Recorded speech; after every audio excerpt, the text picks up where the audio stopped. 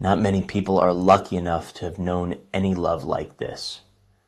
Princess Margaret wrote those words in 1967 in a private letter never meant for the public eye. The marriage they describe already lay in ruins from the inside. 7 years earlier, she married the most fashionable man in Britain in front of 300 million people, the first royal wedding the entire planet could watch live on television. And by the time she picked up that pen, her husband kept a running list in her glove drawer of every single reason he despised her. Welcome to one of the ugliest royal marriages of the 20th century, dressed up for the cameras as the wedding of the decade. Let me put my thesis on the table before we start. The palace sold the world a love story about a princess and a bohemian photographer who would drag the monarchy into the modern age, and the public swallowed the whole thing. What actually unfolded behind the walls of Kensington Palace looked closer to psychological trench warfare. Two clever, wounded, monstrously stubborn people locked together by an institution that sealed off every ordinary exit and left them taking turns, wrecking each other for 18 years. But I'm going to play fair with you, because the version where he plays the villain and she plays the saint, that one lies to you too, and by the time we reach the end of this, you will understand exactly why the neat victim and villain story quietly falls to pieces. Stick around. To understand why Margaret threw herself at a photographer, you first have to understand the man she could never have. Peter Townsend, a divorced war hero 16 years her senior, out of her own father's household, and the one great love the monarchy flatly refused to let her keep. Margaret fell hard for him in the early 1950s, and the whole romance collapsed in 1955 when the combined pressure of church, government, and family forced her to give him up for good. So picture her a few years on, still stinging, still single, still the second daughter rattling around a palace with almost nothing to fill her days. Then in February 1960, she learns Townsend intends to marry a 19-year-old Belgian woman. Ouch. The love of her life trots off to marry someone younger, and Margaret suddenly needs a fast exit from that particular corner of hell. Enter Anthony Armstrong Jones. Tony carried no royal blood and no aristocratic fortune, and he earned his living pointing an expensive camera at fashionable people who paid handsomely to look good in print. Biographers agree his appeal in 1958 tangled itself up with Margaret's unhealed heartbreak over Townsend. It's the oldest story going. Somebody dumps you, you chase down the person who looks like the living opposite of your ex, and you announce, loudly and often, that you have never felt better. And Tony, for a working photographer, marrying an actual princess cracked open a door into a world that would otherwise never let him pass the servants' entrance ever again. Anne de Courcy and Craig Brown both read his motives plainly enough. Social ascendance, validation, a permanent seat at the highest table in the land. Call it cold if you want. It reads to me as the plain arithmetic of what the arrangement quietly handed each of them. The engagement hit the papers that same February, barely a heartbeat after the Townsend news landed. Fast. Suspiciously fast, if you count yourself among the people who notice these things, and every serious biographer who has ever picked apart this marriage noticed exactly how fast. And little did either of them know what those next 18 years would hold. May 6th, 1960, at Westminster Abbey. If you have ever stood inside that building, you know it exists to shrink a human being down to nothing. And on that particular morning, it pulled the trick off on a genuinely planetary scale. Cameras everywhere. This became the first royal wedding ever broadcast on television, and roughly 300 million people around the world tuned in to watch one couple walk down one aisle. The palace framed it as a pure fairy tale, and every newspaper in the country ran with it happily. Modernization. That single word carried the whole story. A princess marrying a commoner with a camera and hauling the stuffy old monarchy bodily into the 20th century.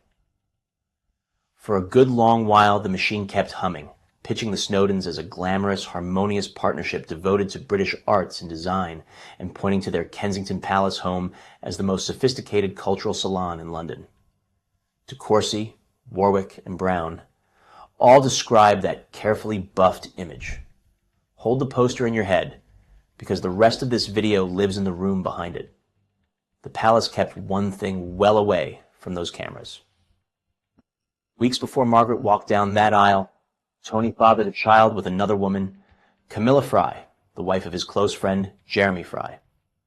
Their daughter, Polly Fry, arrived on May 28, 1960, barely 3 weeks after the royal wedding filled every front page in the country with pictures of the glowing modern couple.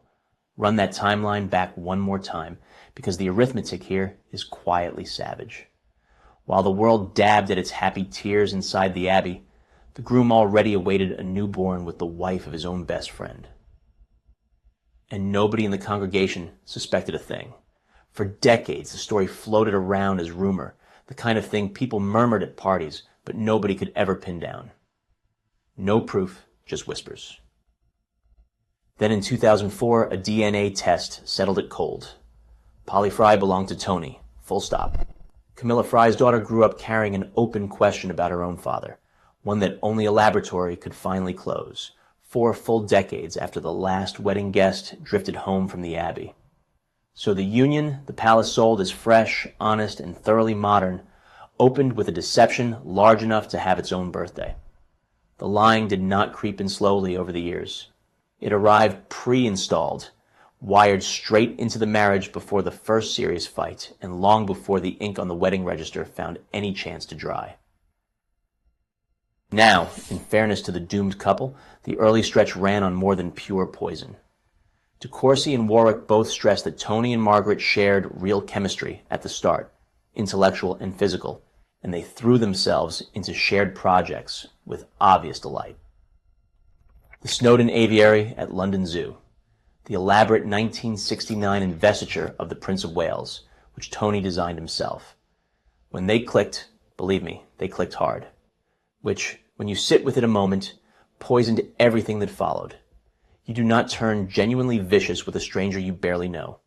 You save the real venom, the surgical kind that leaves scars nobody else can see, for the one person on earth you once could not keep your hands off. Every marriage develops its first hairline crack somewhere, and this one split straight along the fault line of royal protocol. Tony married into a world stuffed with rules he found frankly ridiculous, and one rule in particular crawled under his skin and flatly refused to leave. In public, protocol demanded that he walk 2 paces behind his own wife. 2 paces behind, because she carried the title Her Royal Highness, and he, no matter how celebrated his photographs, ranked somewhere beneath her by the ancient and unbending math of the monarchy. For a man whose entire identity ran on being the single most interesting person in any given room, that particular indignity stung like nothing else on earth. So he found his own way out. By the mid-1960s, that resentment curdled into something much colder. Tony started booking longer and longer photographic assignments overseas, the kind that conveniently parked him thousands of miles from his own front door.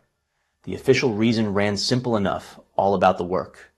Those trips also kept him out of the house and out of reach for weeks at a stretch, and Margaret clocked every single day of his absence. She grew more possessive with every passing month that he spent away. He grew colder with every tightening of her grip. The tighter she clung, the more excuses he invented to plant himself somewhere far away with a camera, until the whole relationship settled into a grinding rhythm of absence and grievance that neither of them ever learned how to break. De Courcy and Warwick both tracked this stretch as the moment the friction stopped arriving occasionally, and simply became the weather. Not one dramatic blow-up, just a slow, grinding incompatibility that soured a little further with every homecoming and every departure, until neither party could remember a time before the cold. This is the chapter where I stopped being charming. Walk through Kensington Palace today, and you will find polished floors, velvet ropes, and a tidy little audio guide narrating the glamour. Picture instead a woman opening an ordinary drawer to fetch her gloves, and discovering a handwritten note tucked inside, waiting for her, patiently listing the reasons her own husband hated her. Somewhere in the mid to late 1960s, according to biographers Sarah Bradford and Anne DeCourcy, Tony picked up a habit that tells you almost everything you need to know about the temperature inside that house. He wrote Margaret notes, cruel and precise, the kind engineered to wound. He would tuck them inside books she leafed through or slip them into her private drawers so she would stumble across them alone with no warning at all in the flat, dead middle of an ordinary afternoon. One of those notes, left waiting in her glove drawer, carried the heading, 20 Reasons Why I Hate You. Another line, the one nearly everybody who studies this marriage ends up quoting, ran like this: "You look like a Jewish manicurist and I hate you." Geez. Sit for one honest second with the sheer volume of contempt a person has to carry inside them to compose that sentence. Write it out by hand and hide it, where his wife keeps her gloves. Now, I owe you completely straight talk about the evidence, because this channel flatly refuses to dress rumor up as fact. Those particular notes survive in no open archive, and nobody alive can walk into a library and physically hold one of them. What survives instead is oral testimony from inside Margaret's circle, courtiers and close friends who saw the marriage up close, written down years later by serious biographers like Craig Brown and Anne DeCourcy. So the honest framing runs like this: widely reported testimony from people who knew her, recorded by respected historians, not a document you could ever photograph. That distinction matters, and I refuse to paper over it. But when this many credible people independently describe the same behavior from the same man, the pattern earns your attention anyway. And the notes hardly ranked as the worst of it. At the dinner parties, in front of London's most fashionable guests, Tony turned his wit into a blade and aimed it straight at his wife. If Margaret tried to join the conversation, he would cut her down in public, mock her intelligence, sneer at the very royal rank that lifted him into those gilded rooms in the first place, or simply shut her up with profanity across the table. Brown and DeCourcy both documented. He performed his cruelty for an audience, which is its own special and colder flavor of cruelty. Then came the affairs. Not a single affair, but a whole running series of them, more or less continuous, across the entire marriage. DeCourcy quotes one close friend summing up Tony's appetite in 5 brutal words: "If it moves, he'll have it." He carried on long affairs with Lady Jacqueline Rufus Isaacs, with the journalist Ann Hills, and with Lucy Lindsay Hogg, the woman he married soon after the 1978 divorce. When Margaret confronted him about any of it, biographers recount, he spun the whole thing around and pinned the collapse squarely on her drinking, her erratic hours, her supposed instability. He cheated on her, then talked her into believing the marriage lay dying because of her alone. There is a modern word for that particular maneuver, and it is not a kind one. Okay. Let me pour a stiff drink for the princess before you rush to crown her the pure and blameless innocent in all of this, because she earned exactly no halo of her own. The palace carried a second problem it desperately wanted off the front pages entirely, and this one owed absolutely nothing to Tony's behavior and everything to his wife's. Margaret returned fire, blow for blow, and she aimed to hurt. Her affairs amounted to far more than lonely comfort-seeking, and the biographers hold firm on exactly this point. DeCourcy and Warwick both read them as deliberate, retaliatory strikes aimed straight between Tony's eyes. Take the clearest example. In 1966, while Tony worked on assignment in India, Margaret began an affair with Anthony Barton, who counted as no random stranger plucked from nowhere, a friend of Tony's since their university days, who even carried godfather duties for the couple's own daughter. You do not wander accidentally into an affair with your husband's old college friend. You choose it, precisely and coldly, for how deep it will cut him when the news finally lands. There came also the jazz pianist, Robin Douglas Home. When Margaret ended that relationship in 1967 to give her marriage one more sincere try, she wrote him letters that pulled the whole curtain back on the pain she carried. "Promise you will never give up," she wrote, "that you will go on encouraging me to make the marriage a success." And then the raw ache underneath. Not many people are lucky enough to have known any love like this. So there she is, writing to the man she is leaving, begging him to keep loving her from a safe distance, so she can turn around and try once more with a husband who plants hate notes in her glove drawer. What a brutal knot to tie yourself inside. I owe you one hard caveat here, and I need you to catch it cleanly. Douglas Home lived for years with severe, well-documented clinical depression, and roughly 18 months later, in 1968, he took his own life. The tabloids adored the idea that Margaret's rejection somehow drove him to it. Serious biographers reject that reading flatly. His illness ran long and thoroughly documented, and pinning another human being's suicide on a grieving woman lands as both cruel and historically dishonest, so we will not be doing any of that here. And when the fighting turned openly domestic, Margaret wielded one weapon Tony could never hope to match. Rank. Craig Brown documents her habit of swinging right in the middle of a shouting match, from bohemian equal to icy sovereign in a single sentence. 1 second she plays your artsy dinner companion, trading filthy gossip. The next she demands, coldly, that you and every one of Tony's working-class creative friends address her as ma'am or her royal highness. Picture that whiplash. She would welcome these photographers and designers into her home as genuine friends, then pull rank the very instant she wanted the upper hand, a move that infuriated Tony and lit the fuse on the next round of combat. So, no, she played no helpless victim locked in a distant tower, and anyone who sells you the tidy story of one clever man tormenting one defenseless woman is handing you barely half of what actually happened between them. She fought back, and she fought well. By the early 1970s, nobody bothered pretending anymore. The marriage rotted into open, undisguised psychological hostility, and both of them started quietly building entirely separate lives that pointedly left no room at all for the other. For Margaret, that separate life centered on a small Caribbean island called Nastier, where she kept a private estate and, from September 1973 onward, a new companion. Roddy Llewellyn, a landscape gardener, 17 years her junior, gentle in precisely the ways her husband never once managed to be. Mystique turned into her escape hatch, the one place where she could sunbathe and laugh and briefly forget that back in cold, gray London, a husband sat cataloging fresh reasons to despise her. And this ran squarely in both directions, which the neat, tragic version always conveniently skips. While Margaret sunbathed on Mystique with Roddy, Tony carried on his own tangle of relationships back in England, the long affairs de Courcy lays out in patient detail across her biography. By the mid-1970s, neither spouse even bothered to hide it much anymore. Two people sharing a surname, a title, and 2 children, quietly living completely separate romantic lives on 2 separate continents.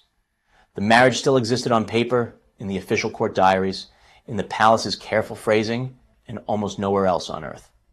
Then, in 1974, Roddy acted on a wild impulse.